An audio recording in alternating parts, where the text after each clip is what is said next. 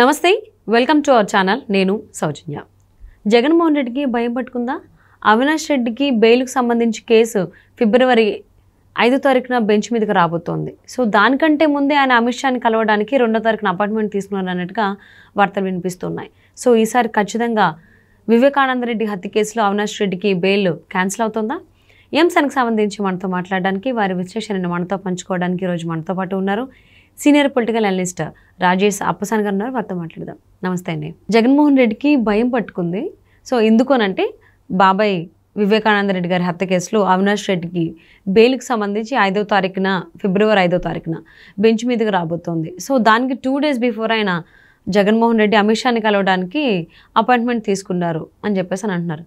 అంటే ఫిబ్రవరి తారీఖు బెంచ్ మీదకి వస్తే బెయిల్కి సంబంధించి 2వ తారీఖు నిన్న అమిత్ షాకి వెళ్ళడం దానికి సంబంధించి ఈ రెండు ఎక్కడో కనెక్షన్ ఉన్నాయేమో అన్నట్టుగా అనిపిస్తోంది.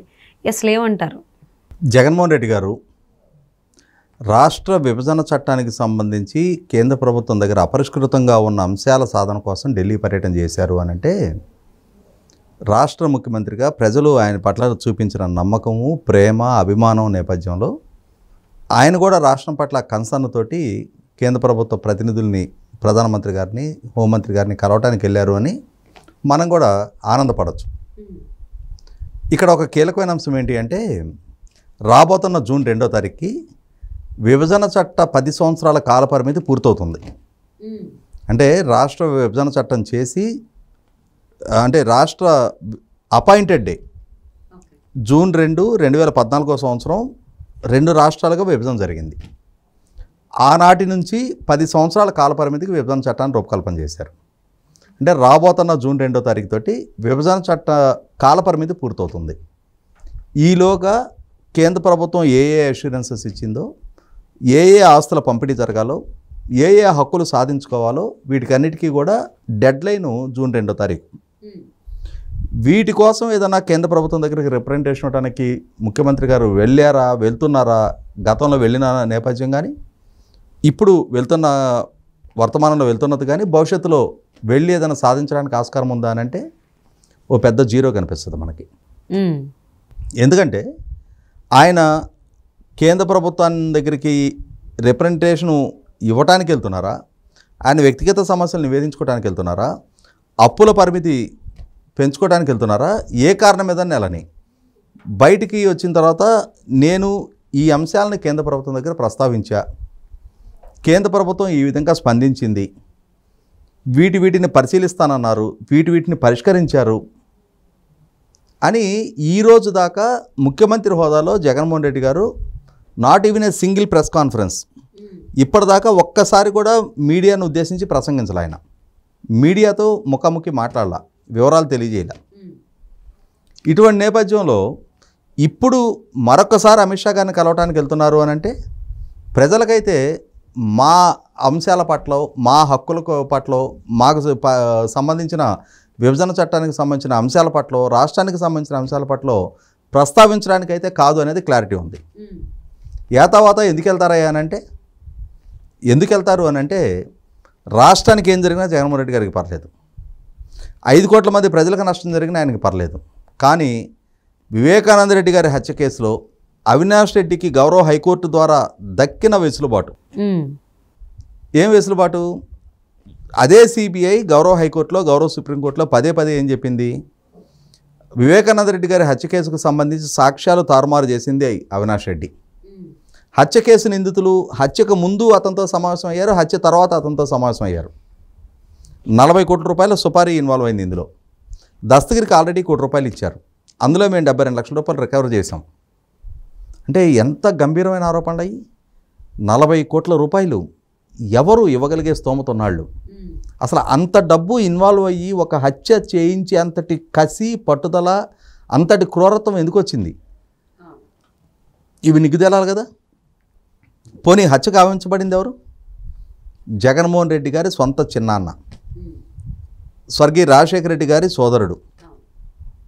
ఇవాళ అటువంటి రక్త సంబంధీకుడు హత్య జరిగితే ఆ హత్య కేసులో అక్యూజ్డ్గా ఉన్న accused number 8 A8 Avinash Reddy bail petition ఎవరు వేశారు సుప్రీంకోర్టులో? వివేకానంద రెడ్డి గారి కుమార్తె డాక్టర్ సునీత జగన్మోహన్ రెడ్డి గారి బాబాయ్ కూతురు చెల్లెలు. ఆమె గౌరవ హైకోర్టు ద్వారా అవినాష్ రెడ్డికి దక్కిన బెయిల్ని క్యాన్సిల్ చేయమని చెప్పని గౌరవ సుప్రీంకోర్టుని అప్రోచ్ అవ్వడం జరిగింది. ఈ నేపథ్యంలో గౌరవ సుప్రీంకోర్టు రేపు 5వ తారీఖు బెంచ్ మీదకి తీసుకుంది విచారణ చేయడానికి. ఇప్పుడు సడన్గా ఆయనకి ఢిల్లీ పర్యటన గుర్తుకొచ్చింది. ఇప్పుడు అమిత్ షా గారితో అపాయింట్మెంట్ గుర్తుకొచ్చింది. ఎందుకు? ఇక్కడ ఇది కేంద్ర ప్రభుత్వ క్రెడిబిలిటీకి కూడా సంబంధించిన అంశం. ఒక హత్య కేసు అక్యూజ్డ్కి సంబంధించిన బెయిల్ రద్దు చేయమని చెప్పని ఆ బాధితురాలు పిటిషన్ ఫైల్ చేసినప్పుడు ఇక్కడ గౌరవ హైకోర్టులో సరైన న్యాయం దక్కలేదు అని చెప్పని ఆ బాధితురాలు గౌరవ సుప్రీంకోర్టుని అప్రోచ్ అయినప్పుడు గౌరవ సుప్రీంకోర్టులో అయినా సరే న్యాయం దక్కుతుందా లేదా, విచారణ పారదర్శకంగా జరుగుతుందా లేదా, హేతుబద్ధమైన తీర్పు వస్తా లేదా, జగన్మోహన్ రెడ్డి గారు కేంద్ర ప్రభుత్వ పెద్దలను కలవగానే కేసులు తారుమారు అయిన పక్షంలో వాస్తవాల ప్రాతిపదికగా కేసు మెరిట్స్ ప్రాతిపదికగా కాకుండా కేసు మెరిట్స్ బెయిల్ రద్దు చేయమని సూచిస్తున్నా కూడా బెయిల్ రద్దు కాకుండా అదే వెసులుబాటు కొనసాగించిన పక్షంలో ఖచ్చితంగా మనం ఆ డాట్స్ అన్నీ లింకప్ చేసుకుంటూ వెళ్తుంటే ఆ డాట్స్ కలుపుకుంటూ వెళ్తుంటే మనకి కనిపించేది ఏంటి? ముఖ చిత్రం జగన్మోహన్ రెడ్డి గారు కేంద్ర ప్రభుత్వ పెద్దలను కలవటం, కేంద్ర ప్రభుత్వ పెద్దల ఆశీస్సులతోటి ఆదేశాలతోటి తీర్పులు వాళ్ళకు అనుకూలమైన తీర్పులు వస్తున్నట్టుగా భావించాల్సి వస్తుంది. అసలు ఎందుకు విచారణ వేగవంతమైన ప్రతి సందర్భంలో కూడా జగన్మోహన్ రెడ్డి గారు కేంద్ర ప్రభుత్వ పెద్దలను కలుస్తున్నారు. అదే సందర్భంలో అతని మీద పుట్టిన కేసులు ఉన్నాయి, వాళ్ళ కుటుంబ సభ్యులు ఇవాళ హత్య కేసులు ఇన్వాల్వ్ అయి ఉన్నారు. మేబీ ఆయన రాష్ట్రానికి ముఖ్యమంత్రి అయితే అయి ఉండొచ్చు, కానీ ఈ కేసులో విచారణ కూడా వేగంగా జరుగుతుంది కదా. విచారణకు ఆయన సహకరించట్లేదు కదా, విచారణకి వాయిదాల మీద వాయిదాలు కోరుతున్నారు కదా, విచారణ సంస్థని బెదిరిస్తున్నారు కదా, విచారణ అధికారుల మీద కేసులు నమోదు చేస్తున్నారు కదా, వేధింపులకు గురి చేస్తున్నారు కదా. ఇదే హత్య కేసు అక్యూజ్డ్గా ఉన్న కడప ఎంపీ అవినాష్ రెడ్డి సిబిఐ అధికారులు విచారణకు రమ్మని పిలిస్తే నేను విచారణకు హాజరుగాను అని చెప్పని అతను వెళ్ళి కర్నూలులో కూర్చుంటే సిబిఐ అధికారులు కర్నూలు అతను అరెస్ట్ చేయడానికి సంకల్పిస్తే సిబిఐ అధికారుల మీద భౌతిక దాడులు చేస్తాము అని చెప్పని వాళ్ళ మనుషులను పిలిపించి అక్కడ ఒక హంగామా సృష్టించి మీడియా ముఖంగా బెదిరించిన తీరు చూసాం కదా మనం. అవును. పాలకుడుగా ఉన్న జగన్మోహన్ రెడ్డి గారు చట్టాన్ని కాపాడటం కోసం అవసరమైతే సిబిఐ అధికారులకు రక్షణ కల్పించి మరి అవినాష్ రెడ్డిని అరెస్ట్ చేయించాల్సిన దగ్గర పాలకుడిగా తానున్న రాష్ట్రంలో ఒక కేంద్ర విచారణ సంస్థ మీద దాడులు జరిగే పరిస్థితి వాళ్ళ శ్రేణులే సృష్టిస్తుంటే వాళ్లే బాహాటంగా మీడియా ముందుకు వచ్చి మాట్లాడుతుంటే బెదిరింపులు అంటే బెదిరింపు వ్యాఖ్యలు చేస్తుంటే పాలకుడిగా జగన్మోహన్ రెడ్డి గారు ఏ విధమైన కట్టుదిట్టమైన చర్యలు తీసుకున్నారు?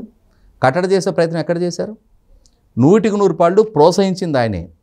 ఆయన ప్రోత్సాహం ఉంది కాబట్టే కర్నూలు ఎస్పీ కూడా స్వయంగా నేను మీకు రక్షణ కల్పించలేను, శాంతి భద్రతల సమస్యగా మారడానికి ఆస్కారం ఉంది అని చెప్పని తన నిస్సహాయతని వ్యక్తం చేస్తూ చేతులు ఎత్తేసిన తీరు చూసాం మనం.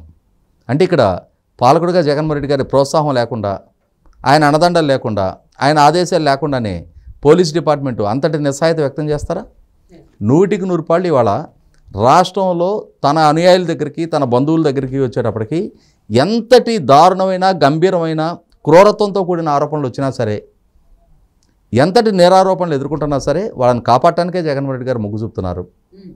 ఆ మొగ్గు చూపుతున్న నేపథ్యంలోనే ఇప్పుడు మరొకసారి అవినాష్ రెడ్డి గారి బెయిల్ పిటిషన్ రద్దు చేయమని చెప్పిన గౌరవ సుప్రీంకోర్టులో డాక్టర్ సునీత గారు ఫైల్ చేసిన కేసు ఫిబ్రవరి 5వ తారీఖు బెంచ్ మీదకి వస్తుంది అనగానే మళ్ళీ ఇప్పుడు ఢిల్లీ అపాయింట్మెంట్ పెట్టుకోవడం జరిగింది. ఇక్కడ ఇంకొక కీలకమైన అంశం కూడా ఉంది. ఈ ఫిబ్రవరిలో రాజ్యసభ ఎన్నికలు జరగనున్నాయి. ఈ రాజ్యసభ ఎన్నికలు జరుగుతున్న నేపథ్యంలో వాస్తవంగా తెలుగుదేశం పార్టీ నుంచి, అంటే ప్రస్తుతం బీజేపీలో ఉన్నారు సీఎం రమేష్ గారు, కనకమేడల రవీంద్ర గారు తెలుగుదేశం పార్టీ నుంచి, మాజీ తెలుగుదేశం రాజ్యసభ సభ్యుడు ప్రస్తుతం భారతీయ జనతా పార్టీలో కొనసాగుతున్న సీఎం రమేష్ గారు, వేమిరెడ్డి ప్రభాకర్ రెడ్డి గారు, ఈ ముగ్గురికి సంబంధించిన రాజ్యసభ సభ్యత్వాలు ఎక్స్పైర్ అవుతున్నాయి. ఇప్పుడు ముగ్గురిని ఎన్నుకోవడానికి ఆస్కారం ఉంది. వాస్తవంగా సంఖ్యాబలం పరంగా చూసుకుంటే అధికార పార్టీకి ముగ్గురిని కంఫర్ట్గా గెలిపించుకునే సంఖ్యాబలం ఉంది.